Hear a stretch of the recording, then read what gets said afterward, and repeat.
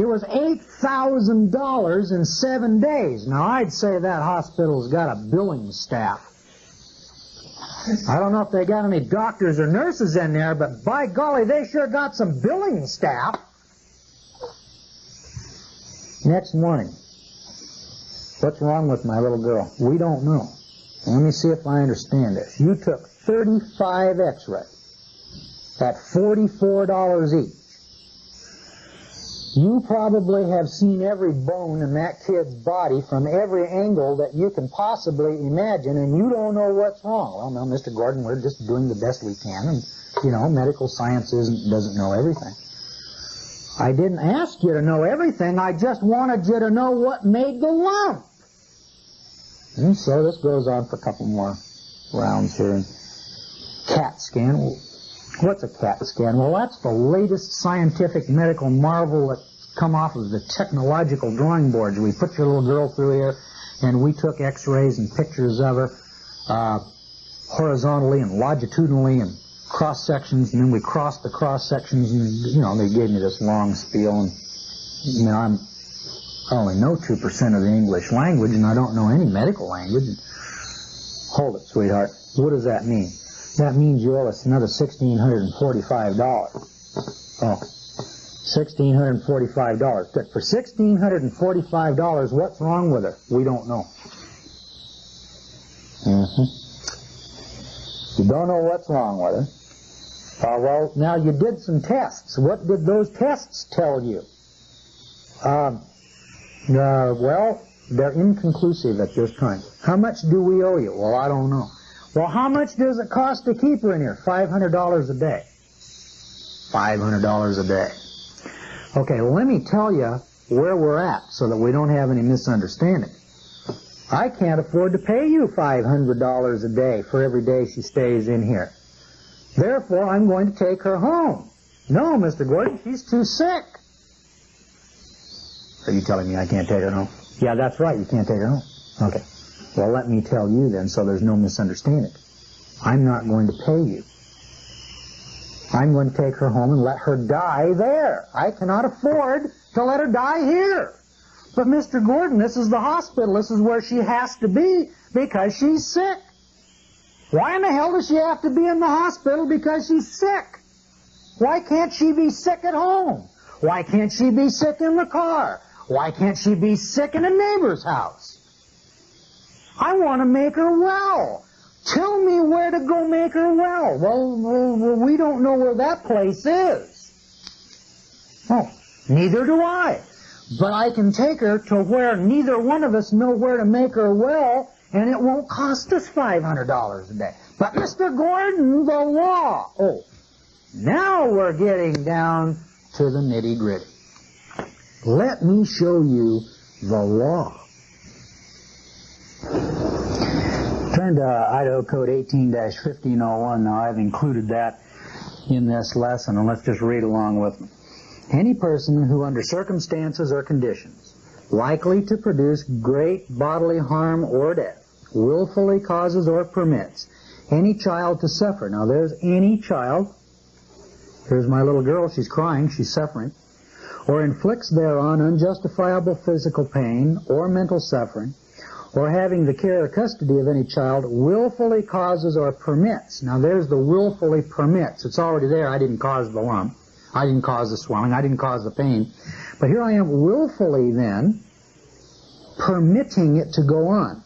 Permits the person or health of such child to be injured, or willfully causes or permits such child to be placed in such a situation that its person or health is in danger, is punishable by imprisonment in the county jail not exceeding 1 year, or in the state prison for not less than 1 year, no more than 10 years.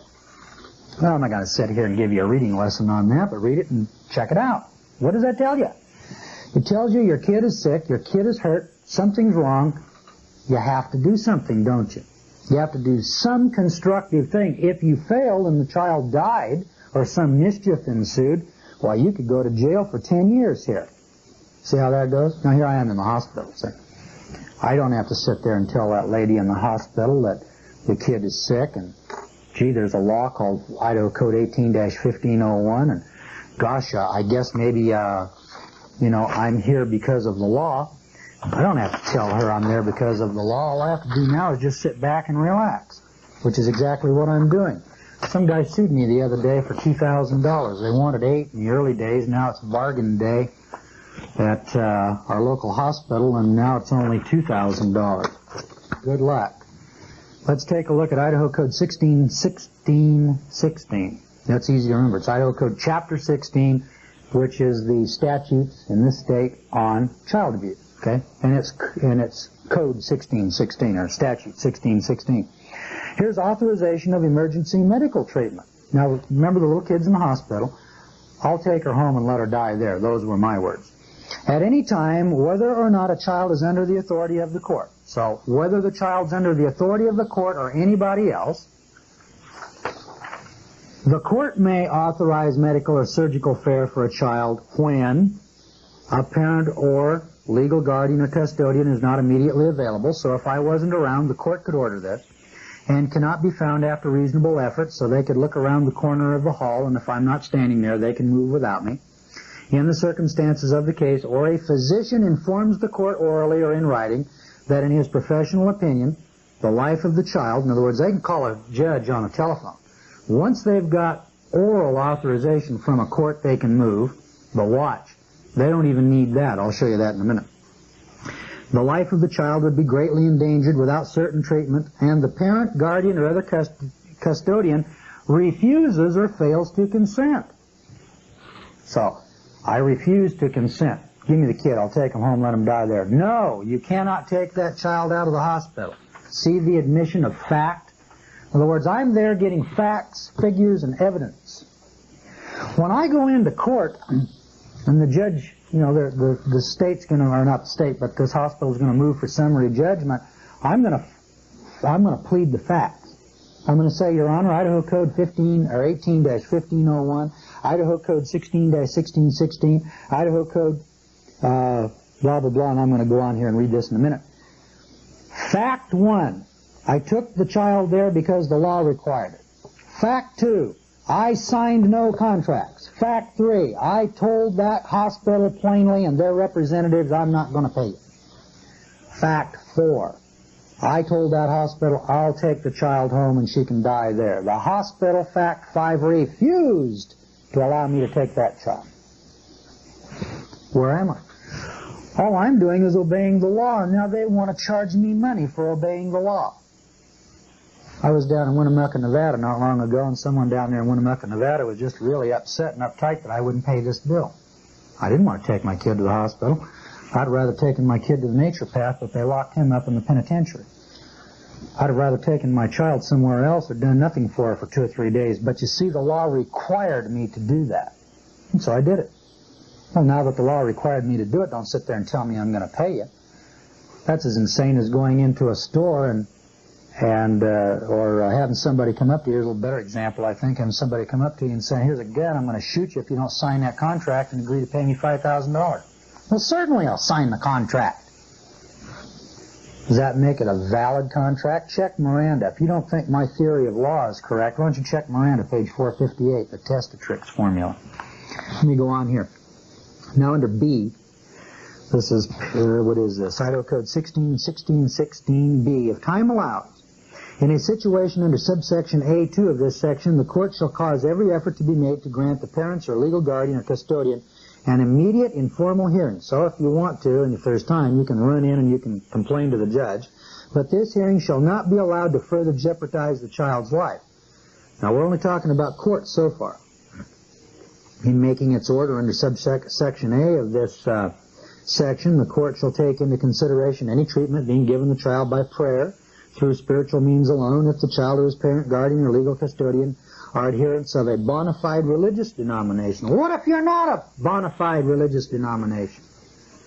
Here's your government telling you, well, if you belong to this government corporation, if you belong to this government licensed church, if you belong to the state religion that we're going to authorize and call that bona fide, then we'll go along with that. But if you belong or you have or you possess religious beliefs that are something other than state approved, state corporate chartered, state licensed preachers, well then we won't allow it. I contend that we have a state religion here in the United States. That's another subject. I'll cover that later.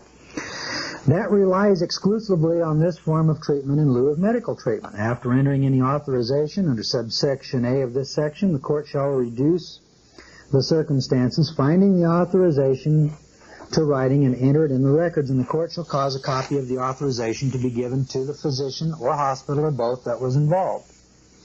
Oral authorization by the court is sufficient for care or treatment to be given by, notice that, oral authorization. Telephone call by the doctor. That's all it requires. Some nurse, some health physician, some health person. Hey, we got a kid in here with a lump on her back and her old man's a religious wacko and he won't let us operate, and we need to operate. And it's going to jeopardize the child's life in the next 16 minutes. So think fast, Judge, because we got to move. Well, this hospital is a quasi-government agency, for crying out loud. It's licensed by the state, incorporated by the state, and here's all of its staff licensed by the state. All the nurses are licensed, all the doctors are licensed. It's a quasi-governmental monopoly, is all medicine is in this country. We have socialized medicine in this country. We just call it by a different name, that's all. Okay, I'm going to go on and skip down here to Idaho Code 161619. Listen to this one. Reporting of cases of physical injury to children caused by abusive parents. Well, we noticed that the lack of attendance, or the failure to perform under Idaho Code 18-1501 is cause for abuse or neglect. You could go to jail for that. That's the criminal section. Now look over here. Reporting cases of physical injury to children caused by abuse of parents or neglect, in other words. Any physician, resident on a hospital staff, intern, nurse, coroner, school teacher, daycare personnel, social worker, or other informer of the Gestapo, having reasonable cause to believe, that is, any pretended belief, that a child under the age of 18 years has been abused, or who observes the child being subjected to conditions or circumstances which would reasonably result in abuse, shall report or cause to be reported within 24 hours such conditions or circumstances to the proper law enforcement agency. I'm talking about the Gestapo now. The department shall be informed by law enforcement of any report made directly to it when the attendance of a physician, resident, intern, nurse, daycare worker, social worker, or other informer is pursuant to the performance of services as a member of the staff of a hospital or similar institution, and shall notify the person in charge of the institution or his designated delegate who shall make the necessary reports. Then there's immunity, and then there's court records, and so on, support of the child. I'm not going to go into this all in detail here. I'll let you read it for yourself. You can check out your own statutes in your own state. Theoretically now, I would contend that because of this lesson, you're probably able to read legalese. That's right. We charge you money for what little you've learned here today. That's all there is to reading. You just read it, and it means what it says, and it says what it means. If it doesn't tell you to do something, you don't have to do it. And if it tells you to do something, then you do have to do it. If you have legal threats like you have here in this medical law here, as we have in the state of Idaho, and you probably have some there in your state, if you want to be subject to it, just sign all the contracts and all the forms and don't get real concerned about it, and just shut up and pay the bill. And if they sue you, then you'll just pay the attorney's bills and fees on top of it. I'm not going to pay any attorney's fees or bills. I'm not going to pay the hospital. I don't owe the hospital any money. I didn't contract with the hospital. I took my kid there because I had to. I took my kid there for the services that my government commanded me. They told me, we're going to shoot your kid full of snake venom and monkey pus whether you like it or not, mister. Now get that through your head unless you belong to an authorized state, authorized religion. Now, do you belong to the state religion, or have you got some weird offshoot religion of your own? Well, I'm one of these guys. I've got my own weird offshoot religion of my own, and I'm not licensed by the state, and I told you I was a prophet. None of my prophecies came to pass, so we know what I'm not. We just don't know what I am. Now you're beginning to see how the law works. You're beginning to see how you can use the law to your own benefit. You know, you got socialized medicine in England. Take your kid to the hospital, they pay all the bills. Well, in this country, we have foundations, and this lady, this real barracuda, she said, oh, just sign this, Mr. Gordon, sign that, and you can qualify for county aid. If I don't pay the bill, county will. If I don't pay the bill, there's a lot of foundations and other do-gooder organizations that'll pay the bill. Yeah, that's right. You're going to pay the bill through your taxes. But then I didn't ever want to pay the bill, and I don't sign contracts. And people put some piece of paper out in front of me and say this is just a standard, ordinary, everyday garden variety, run-of-the-mill slave-type document that all serfs, slaves, members, and subjects sign, and don't read because they're illiterate and incompetent and can't read and don't understand because it's got legalese in it. When they present that to me, I always say, gee, I'm glad you gave me this document. Here on paragraph 1, I propose then that we change the first sentence to read thus and so, and that in this second paragraph we delete sentence 1, sentence 6, and sentence 9, and that we substitute this statement or this. You do that in a contract. I dare you to. Want to have some fun? Go out in the hospital, or the next time, I don't care where it is or what you're doing, somebody presents this contract. Go get a driver's license. Go down and sign up to register your car. Take a look at the terms and conditions and say, I propose that we change the agreement in this way. And watch that conversation turn to dust in a hurry. You're expected to enter into contracts like the lady I told you about. Her husband is sick or whatever her problem was. She goes in, oh yes, I'll sign here, here, here, here. And she'd signed about 5 contracts, worrying about her husband bleeding to death or whatever the problem was. And then about a year later, they come into court and say, well, she voluntarily signed all the contracts. And so now she can just go right ahead and pay the whole $2,000 cash right now, today. Oh, well, what about the economy? And what about unemployment? And what about the fact that she doesn't have the money? And what about her good faith? And what about her honesty and integrity? Some of you are going to sit there and say, look, Gordon, you don't have any honesty and integrity. You're not even going to pay them. I've got facts of law on my side. I'm going to argue the case to win. I'm not playing the game because I've got this honesty and integrity. I didn't want to go to the damn hospital. I didn't want their damn monkey pus and snake venom in my kids' veins. They wanted me to take her there, so I took her there. Now that you wanted me to do this and you compelled me to do it, now try and compel me to pay. See, I've got rights, and I'm going to invoke my rights. I am not going to pay that bill. I don't owe that bill. Now, if I want to enter into a contract with the hospital, I'll go over to them and I'll say, hey, let me ask you a question. I need an operation. I have cancer, and I want you to cut this cancer out of me. Will you do that? Sure we will. How much are you going to charge me? $10,000. I don't want to pay you 10. I'll give you 5. Oh, you're going to give us 5? Yeah. Why is it that I need this? Well, you're going to have intensive care. Why? I don't want intensive care. I just want ordinary care. How much is the hospital room? Well, it's $500 a day in isolation and $200 a day in a ward. Okay, I'll take the ward. And I'll give you $150 a day in the ward, and I won't give you a dime more. At some point in time, they're going to say, look, we don't want your business. Okay, I'll go arrange a contract with another hospital. When I go to a doctor and I say, Doc, I need to have my cancer cut out, can you do that? I don't sit there and say, oh, please, doctor, don't let me die. I'm going to sit there and say, Doc, what makes you think you're competent to cut that cancer out? How many of those have you cut out lately?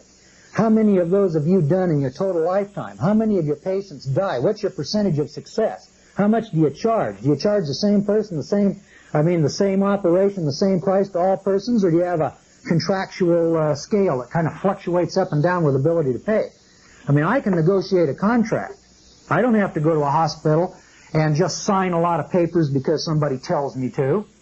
And by doing that, I create legal facts. And those legal facts are called fact pleading in the motion hearings. Now, I'm going to go through motion hearings, and I'm going to show you how to write a motion, how to plead a motion, how to argue a motion. I'll show you all about that. I'll show you the absolute necessity of being able to write and file motions and write and file pleadings. And that'll come in a couple of lessons. But up to this lesson, you need to know how to read. And so all we're doing here is talking about a reading lesson. Now, take these statutes and go through these statutes and underline the exceptions and underline the language and talk about it with your friends. And then take any statute, I don't care what it is, and anytime you're charged with a violation of law, always look for the exceptions and the loopholes in the law. Practice before you get into the courtroom. Before you get charged with something, lay it out. I was aware of the child abuse statutes long before I ever went to the hospital. I knew exactly how to bait them in. I knew exactly what I needed to do to cause the woman to say, you can't take the kid out of here. Oh, okay. Let's not get angry. I'm not going to fight with you. I just want you to know I'm not going to pay you. Now, with that bit of information on the record, that's a fact of the case. I'm innocent. I don't owe the bill. I don't owe the money. I'm not going to pay it. But the other poor lady, she'd gone in there and she just wanted to be as honest as she could be. And she signed the papers and she admitted she owed the money. And the only fact before the court is, do you owe the money? Let's let the jury decide whether or not I owe the $2,000. And then when the jury comes in with the guilty verdict and says, yes, you owe the money, as a matter of law, let's argue that case to the U.S. Supreme Court. And let's see whether or not my rights are being violated. Well, greetings again. Here we are with another lesson. And today I'm going to take up the subject matter that's on your list on your lesson plan number 18, and it's called the Common Law and Equity versus Chancery. So on this tape I'm going to cover the rule of 222, as we call it here at the school, arguing the Constitution in an equity court, what you should and shouldn't be doing about that, where it says axioms of equity, actually those are called maxims of equity. The traffic and magistrate court, Roman mercantile equity, chancery courts, equity and civil law, the common law, and it's entitled or captioned Common Law and Equity versus Chancery. And as you can see here in front of me, I've pulled out a plethora of books here with which to go through this doctrine of what kind of courts are we faced with here in the United States, and how do we secure our common law or our constitutional rights in those courts. Now, as we see it here in Boise, Idaho, there's only one court of original jurisdiction to protect our constitutional rights, and that's the Supreme Court of the United States. And to point that out to you from our vantage point here in Boise, Idaho, because of H.J.R. 192, which was passed in 1933, we have two things to consider pursuant to the common law, and that is the form and the substance of the law. All we have left now is the form, because the substance, which was our money, has been taken away from us. The common law in the United States of America does not exist.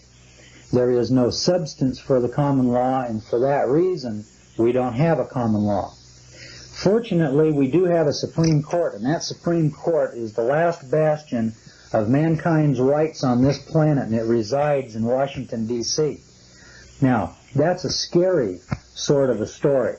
The bright part of it is that there are thousands of honest and bright judges, and there are thousands of bright attorneys, and there are millions of bright, sincere, and dedicated patriots nationwide.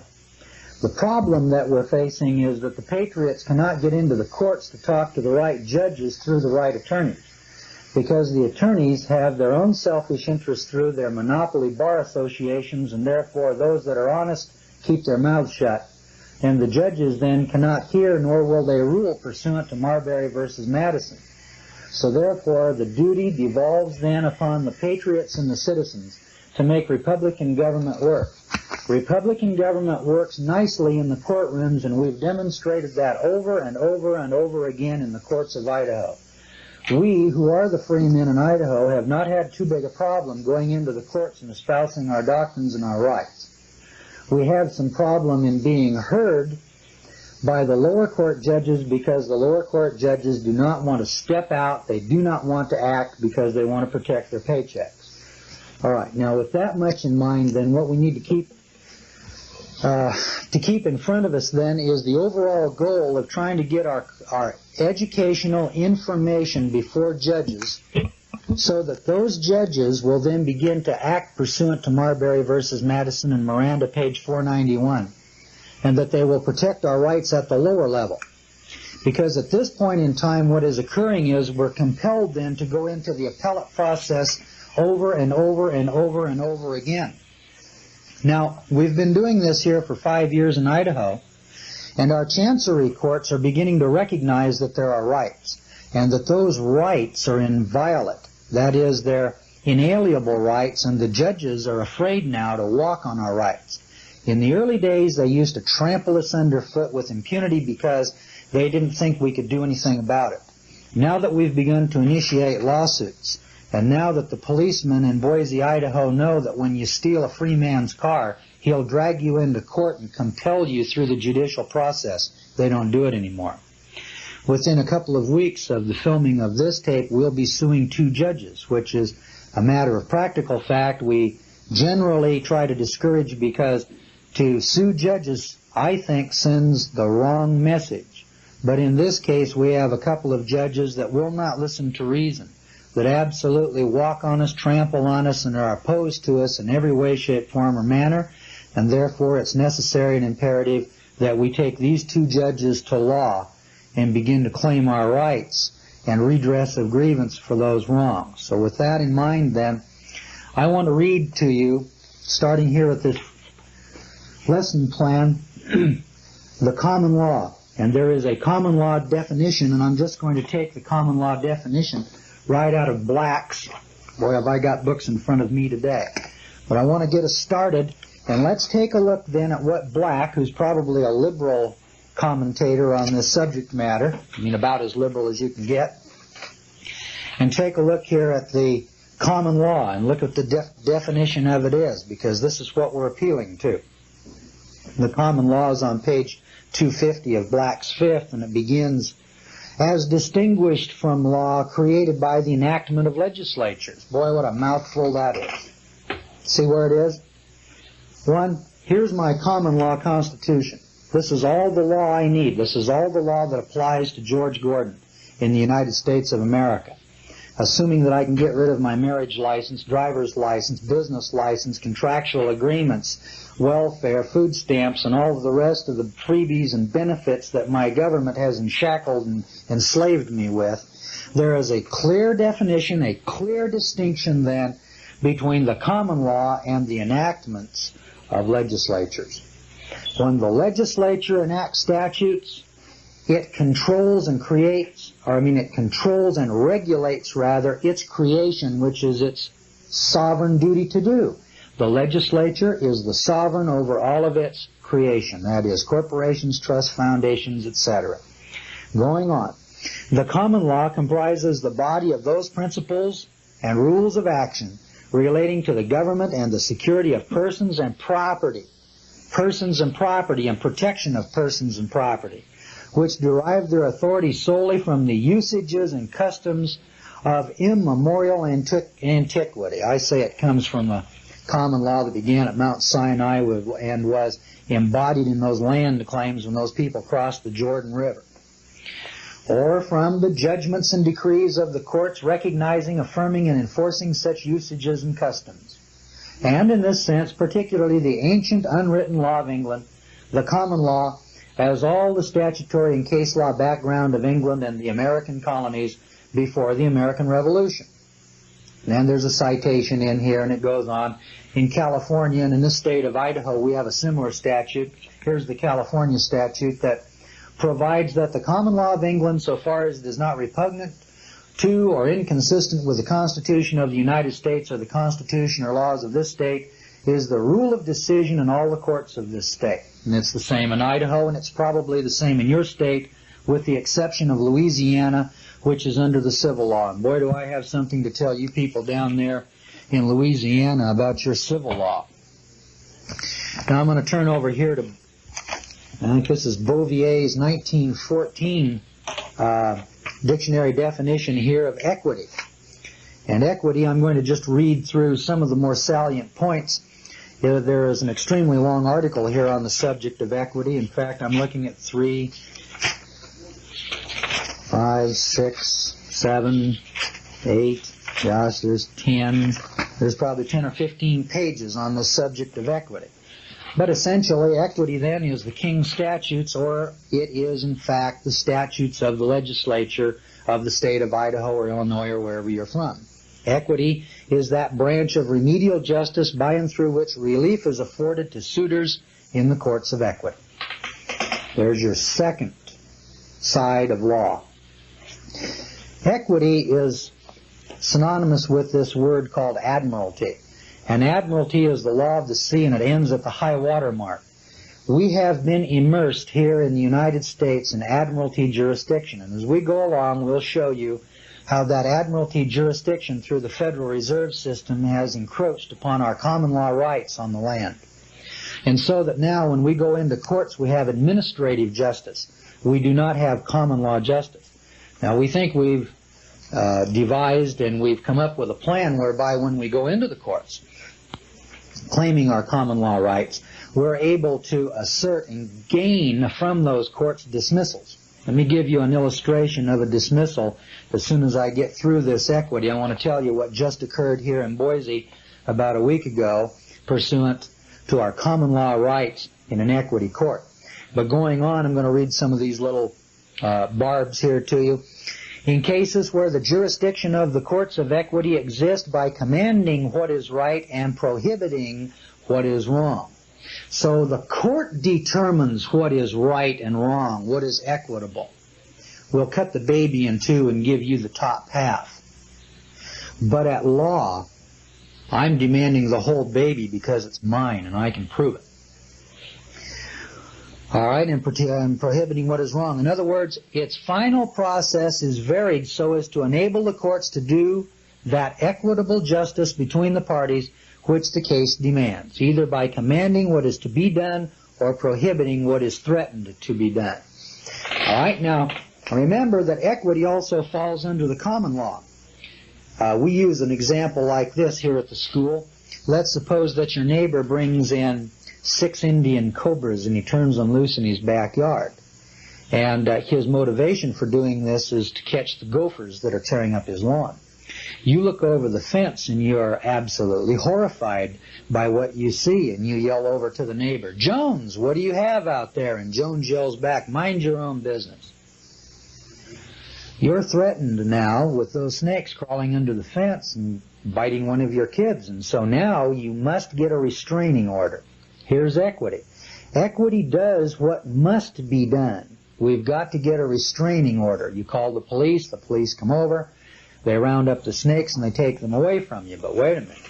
You have a common law right to those snakes. That's your property. And those snakes were taken from your property.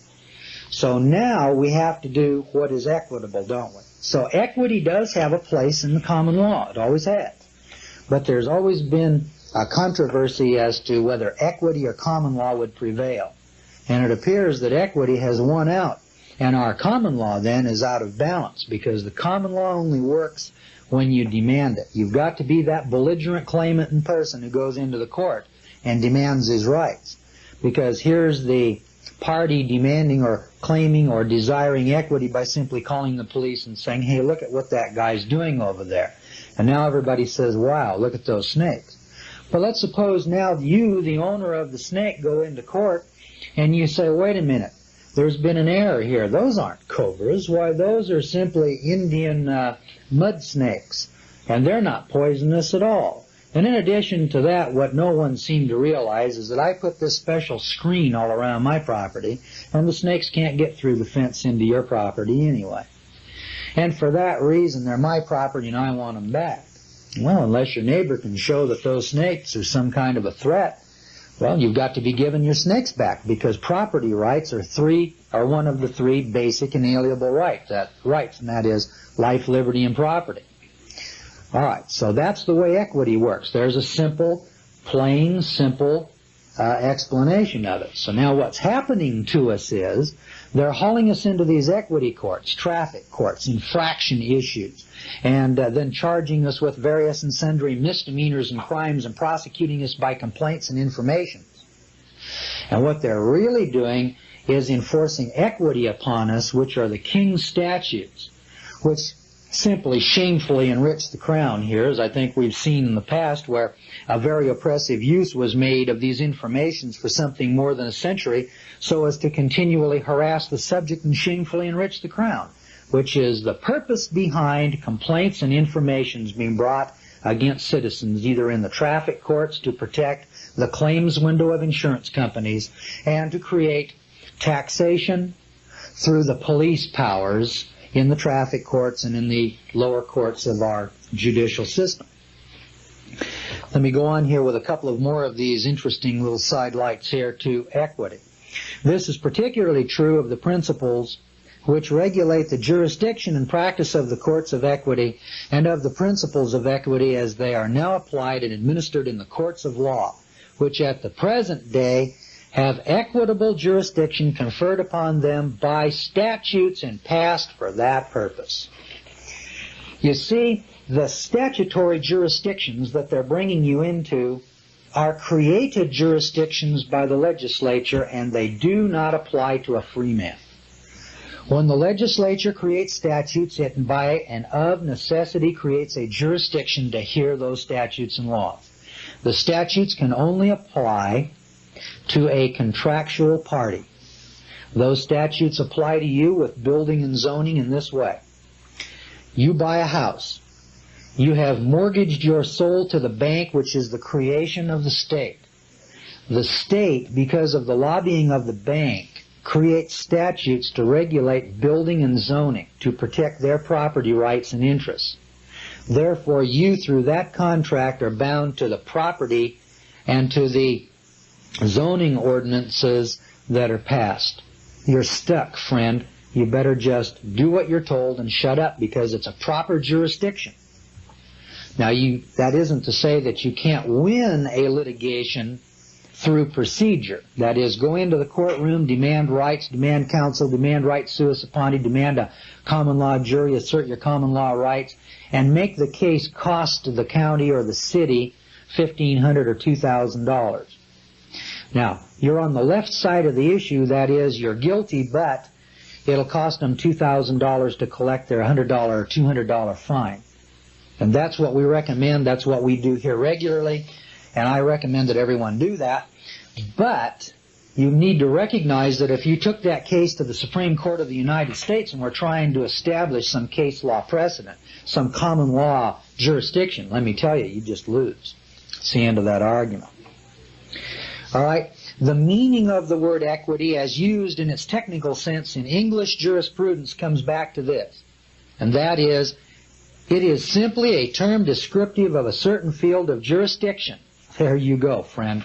Equity is a jurisdiction, and it's in contradistinction to your Constitution. When you go into an equity court, there are no rights involved. Equity courts deal with statutes, and statutes can only be applied to parties who have licenses and some kind of contractual agreement. And other than that, there's no jurisdiction. Now, there are some fringe jurisdictions that we've talked about in the abstract, but as a general overall rule, there is no jurisdiction. If you're a free man, the statutes simply don't apply to you. Now, getting that into the courtroom is what we're going to be talking about as we go through lessons and lessons and lessons.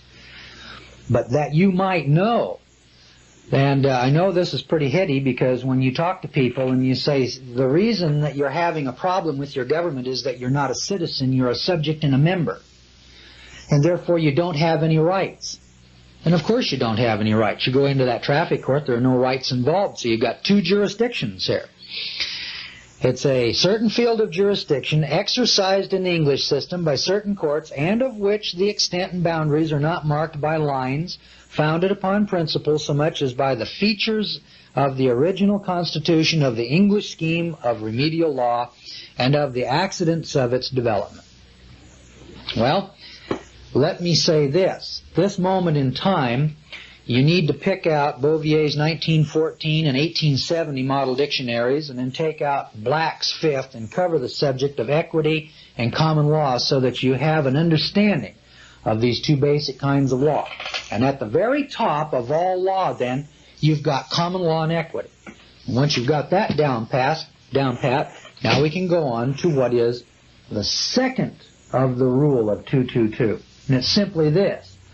Once you've got the common law or equity laid out so that you know what it is, what subject matter you're talking about, it's divided into two more branches. And that's simply civil or criminal. Now, civil then is simply an action to regain redress of grievance for loss of property. An example of a civil case is, I'm driving down the road and I run into your car. Okay, that's a civil action. It's a loss to you. I ran into your car. There's nothing criminal about it. It could be criminal, though, if I were angry with you and I said, I'm going to get you, and I jump in my car and I peel out and I ram your car, and then I back up and I ram your car, and I back up and I ram your car again. And now we've got some maliciousness involved in this. This could be attempted murder. Now we've got crime. So here's common law, civil and criminal. Well, over on the other side, under equity, you've got civil and criminal. But you see, under equity, civil and criminal can't apply to you if you're a free man. Because here's your shield. I'm demanding my rights at law. I've got to be prosecuted by the people of the state of Idaho. I've got to have a grand jury indictment. Listen to this grand jury issue in Idaho. Now, we've been working on this, and we can show you, and you can look for yourself under grand juries and informations in your own state and in your own state constitution. But listen to what we have here in Idaho. Prosecutions only by indictment or information. No person shall be held to answer for any felony or criminal offense of any grade unless on presentment of indictment of a grand jury or on information of a public prosecutor. That's Article 1, Section 8 of our state constitution. No matter what state you're in, watching this set of tapes, take a look at our state constitution, because in your state constitution you're probably going to find something similar to that. Whether you do or not, it's guaranteed you in the Fifth Amendment of the federal Constitution, wherein it says, and I think we've gone over this, but let's just run through it again here so that you can have a good understanding of it. No person shall be held to answer for a capital or otherwise infamous crime unless on a presentment or indictment of a grand jury. Now, there are two key cases to keep in mind on this grand jury indictment pursuant to the common law. Friend, it's easier to win a felony than it is a traffic ticket. I'm just telling you, I've argued a lot of cases, and I'm on my second felony now. And I know that makes me sound like a bad guy, but believe it or not, you know what I'm charged with a felony? Stealing 2 traffic tickets from our traffic court.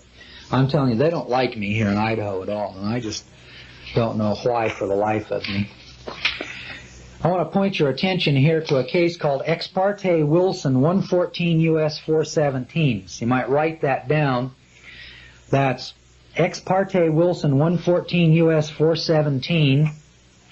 You'll get the Wilson case, which is just a few pages, with this lesson. All right.